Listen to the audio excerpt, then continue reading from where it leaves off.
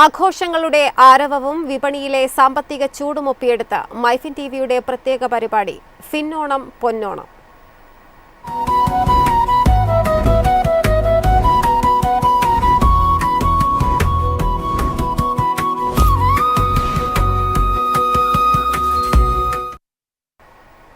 ഊഞ്ഞാലും വടംവലിയുമില്ലാതെ മലയാളിക്ക് എന്തോണം. പക്ഷേ ഇത്തവണ ഓണാഘോഷത്തിന്റെ ഈ ആവേശത്തിന് കയറെത്തുന്നത് അങ്ങ് തമിഴ്നാട്ടിൽ നിന്നാണ്.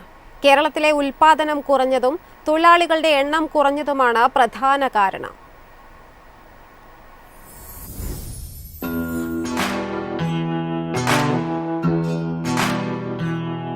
ഓണം അടുത്തതോടെ ഊഞ്ഞാലുകളും വടംവലി മത്സരങ്ങളുമെല്ലാം സജീവമാകുകയാണ്. എന്നാൽ ആഘോഷങ്ങൾക്കാവശ്യമായ കയറിന്റെ കാര്യത്തിൽ കേരളം ഇപ്പോൾ ആശ്രയിക്കുന്നത് തമിഴ്നാടിനെയാണ്. ഊഞ്ഞാലിനും വടംവലിക്കുമുള്ള കയറിനു പുറമെ വിവിധ കയർ അനുബന്ധ ഉൽപ്പന്നങ്ങളും തമിഴ്നാട്ടിൽ നിന്നാണ് കൂടുതലായി എത്തുന്നത്.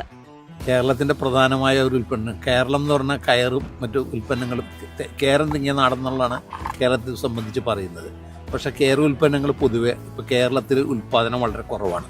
കയർ ഉൽപ്പന്നങ്ങൾ പലതും വളരെ പൊതുവായിട്ട് ഇപ്പോൾ ഇല്ല. ഇപ്പോൾ ഏറ്റവും കൂടുതൽ ഇവിടെ വരുന്നത് തമിഴ്നാട്ടിൽ നിന്നാണ് വരുന്നത്. കേരളത്തിൽ നിന്ന് ഉൽപ്പന്നങ്ങൾ പൊതുവെ പണ്ട് കാലത്തൊക്കെ എന്ന് പറഞ്ഞാൽ വടംവലി മറ്റു കാര്യങ്ങൾക്കെല്ലാം ധാരാളമായിട്ട് ഞങ്ങളുടെ എറണാകുളത്ത് നിന്നൊക്കെ പോയിരുന്നു. പക്ഷേ ഞങ്ങളെല്ലാവരും ഈ സാധനം വാങ്ങുന്നത് തമിഴ്നാട്ടിൽ നിന്നാണ് വാങ്ങുന്നത്. ഞങ്ങൾക്ക് തമിഴ്നാട്ടിൽ നിന്നാണ് ഈ സാധനങ്ങൾ അയച്ചു തരുന്നത്. ഒരു കാലത്ത് കയർ ഉൽപ്പാദനത്തിൽ മുന്നിലായിരുന്നു കേരളം. ഈ മേഖലയിലേക്ക് പുതിയ തലമുറ എത്താത്തതും തൊഴിലാളികളുടെ എണ്ണക്കുറവും കയർ വ്യവസായം പ്രതിസന്ധിയിലാക്കി.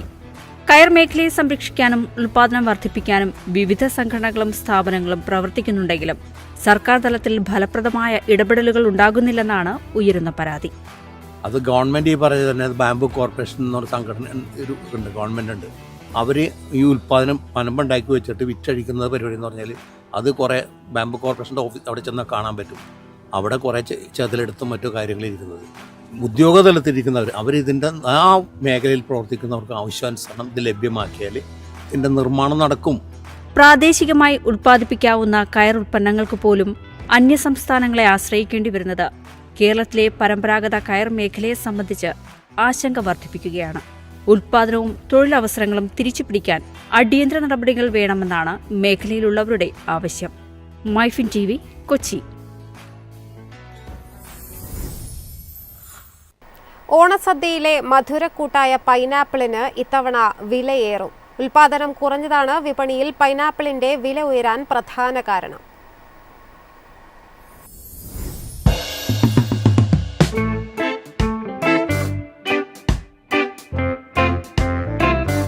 ഓണസദ്യയിലെ പൈനാപ്പിളിന് ഇത്തവണ വിലയും കൂടും.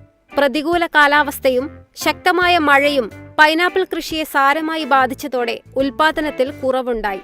ഇതിനു പുറമെ ഇതര സംസ്ഥാന തൊഴിലാളികളുടെ ക്ഷാമവും കർഷകർക്ക് തിരിച്ചടിയായി. ഇതോടെ പൈനാപ്പിൾ കൃഷിയുടെ വിസ്തൃതിയിലും കാര്യമായ കുറവുണ്ടായിട്ടുണ്ട്. പൈനാപ്പിൾ ഒരല്പം വില കൂടുതലാണ്.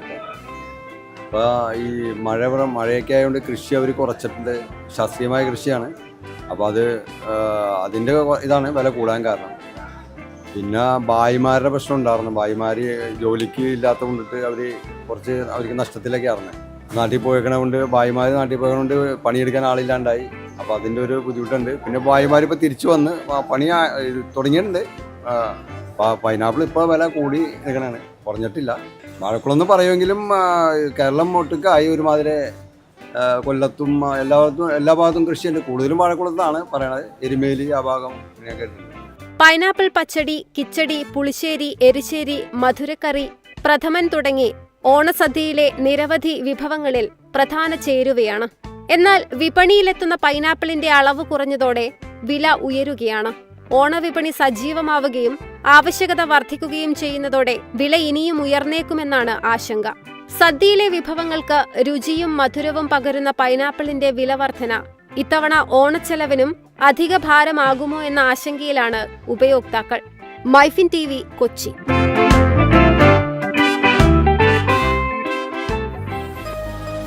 എളുപ്പത്തിൽ സമ്പാദ്യം വളർത്താം. ഇന്ന് തന്നെ മൈഫിൻ ടിവി ആപ്പ് ഡൗൺലോഡ് ചെയ്യൂ.